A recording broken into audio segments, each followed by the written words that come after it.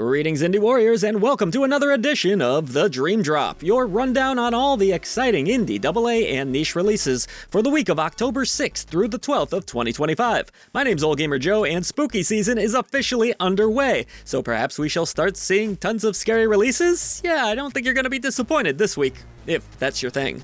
But real quick, you've likely heard by now that YouTube is suppressing your favorite content creators' content. Well, you can fight back. Patreon.com/IDreamOfIndieGames. It gets you this show early, our podcast 3 days early, Discord access, so much more. But best of all, you'll be supporting indie visibility. Your new indie gaming community is waiting for you. First up this week is a dreadful looking thing fitting right in with October's theme, and I mean that in the best way possible.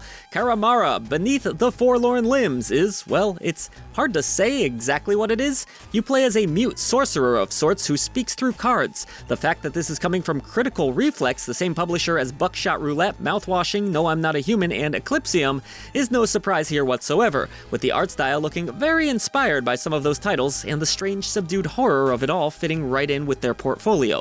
Whatever's going on with Carimara, we're definitely excited to see more of it when it releases on October 6th. Next, we have House of Necrosis, which is coming to us from Warcus. If you've been looking to add a gritty little survival horror game to your library with a turn-based twist, then look no further than this release. The game features classic 32-bit visuals, takes place in a mansion, has those tank controls we all know and love, pre-rendered backdrops, and more. There's a leveling system here too, alongside upgradable weapons. Looks like a ton of fun just in time for Halloween. It'll be interesting how the turn-based combat ends up working out, as that's certainly a unique spin on classic survival horror. For something totally not Halloween-related and completely miles from Spook Month is cozy factory sim Little Rocket Lab. Playing as Morgan, an aspiring engineer, you'll head back to your childhood town to pursue your family's supernormal and achievable dream of building a rocket ship. You'll need to research new contraptions, build factories, invent machines, and make friends with people both human and mechanical, all in the pursuit of space travel. The art style is colorful and cute, with a familiar vibe to a game that rhymes with Mardu Mali, but with all the mechanical and strategical game mechanics as other factory sims, it's the perfect mix of style and substance for fans of both genres when it launches on October 7th. Next up, what is King of Meat, other than Barely Magic Mike's nickname on Grindr? Well, in this much different case, it's a cooperative party game where you progress through 100 dungeons filled with monsters, puzzles, and lots of platforming challenges. Honestly, this looks like a ton of fun, and kind of like if Fall Guys was a brutal game show. Not to mention, in addition to the official dungeons, you'll have a bunch of tools in Create mode, and you can even play them with friends. Hopefully, King of Meat lives up to these lofty features when it releases on the 7th. JRPG fans won't want to hesitate in picking up Shrine's Legacy, coming to us from Positive Concept Games and Indie.io. Clearly inspired by many of the 16-bit classics that you grew up loving, it's a tale of heroes featuring epic battles, story, music, magic, and mysticism. Even better, this legacy can be shared as the game includes a co-op feature. Find out soon if you're able to save Ardemia from absolute ruin. Being my favorite genre of games, there's never enough of these to play, trust me, and I can't wait to check out Shrine's Legacy. Time to suit up for Battlesuit Aces, launching on PC from Trinket Studios and Outer Sloth. To give you somewhat of an idea as to what you should expect, Battlesuit Aces is coming to us from the creators of Battle Chef Brigade. It's a card-based RPG with no shortage of mechs to take flight with through an epic sci-fi adventure. Bringing this world to life are full voice performances to go along with the grandiose 5v5 card battles. Expect plenty of synergies when this one drops on the 7th. Next on the list is Blood of Mehran, a game that hardly looks indie at all given its stunning visuals and cinematic style. Based on folktales from Arabian Nights, as you explore a breathtakingly detailed world. Engage in brutal combat or slip past enemies with the game's stealth and cover mechanics, and don't forget to level up in the game's skill tree to build yourself up to be the fiercest warrior you can imagine. Hopefully this one lives up to its looks. You couldn't have thought we were done with horror already, right? This is Oneway.exe, Module 1.0, a first-person horror game within a horror game where you'll explore an abandoned video game. Looks like this one is going to have some crazy fourth-wall-breaking elements as you're haunted by what the game calls digital decay, and we can't wait to see how it unfolds when it arrives on Steam on the 7th. Now for a story-heavy roguelite, this is Lethal Honor Order of the Apocalypse, heading your way via Viral Studios and Handy Games. The brooding atmosphere of this title brought to life through gorgeous, hand-drawn art, looks fantastic as you take control of an investigator battling against monstrous abominations. Levels are procedurally generated, combat won't be easy to master, and the game's upgrade system seems pretty robust. Looks like a hidden indie gem to me. Toss it on your wish list this week at the least. Still looking for more horror titles? How about a horror-themed amusement park this time?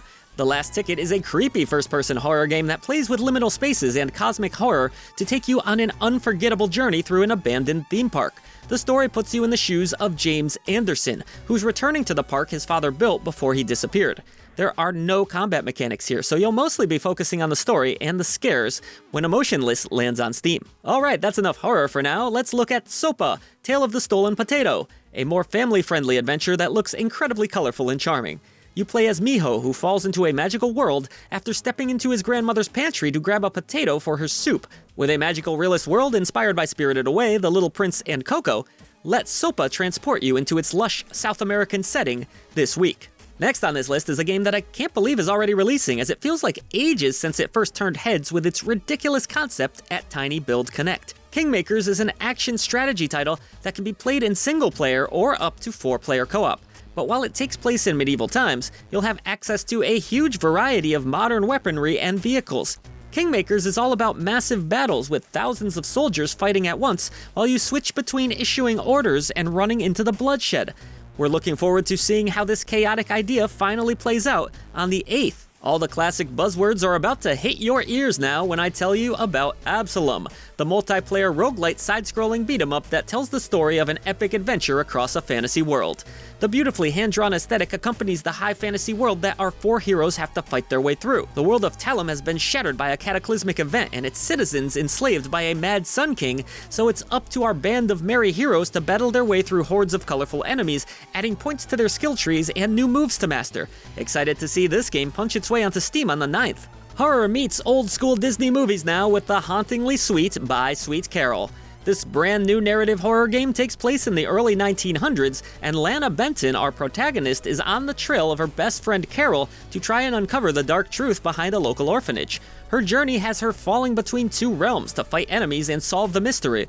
The spooky story is depicted in the same way some of our favorite fairy tales are, in a hand-drawn, deceptively magical way that covers the more sinister beats in the story.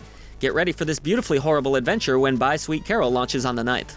We're heading into 3D platformer land now, specifically into the land of Yooka Replaylee, in the upcoming remaster of 2017's beloved Yooka-Laylee. The indie darling stars besties Yooka and Laylee as they search for the one book through 5 different worlds, and the remaster has all of the charm of the original along with a bunch of exciting new content.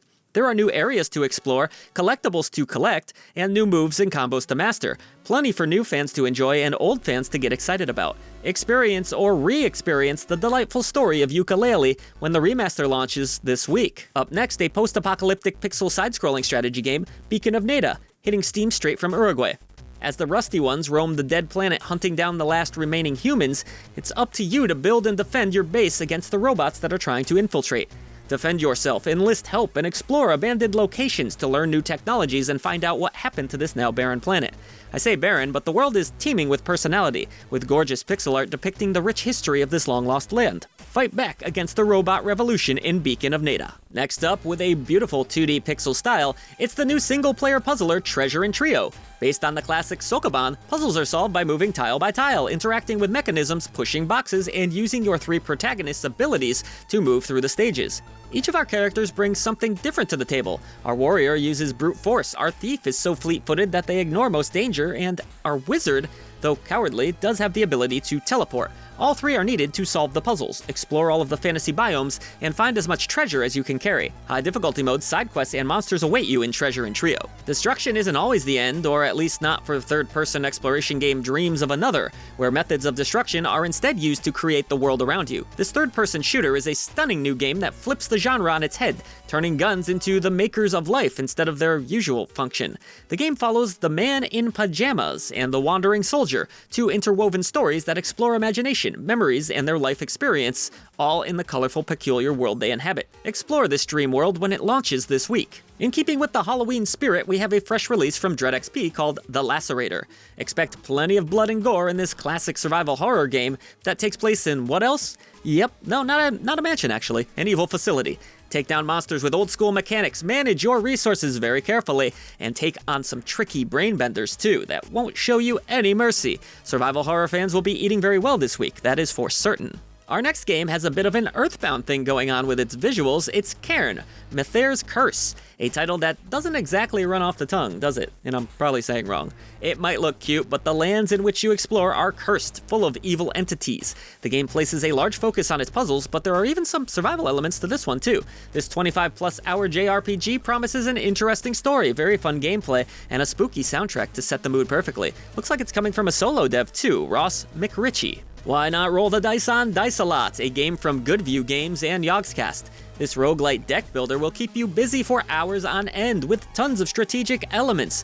Roll again, and roll some more as you unsheath powerful attacks, carefully defend against foes, and survive procedural generation each new run. The game's pixel art looks great, so let's just hope it's as good to play as it is to gaze upon. And closing out this rather eclectic week is Plus Ultra Legado from Pontica.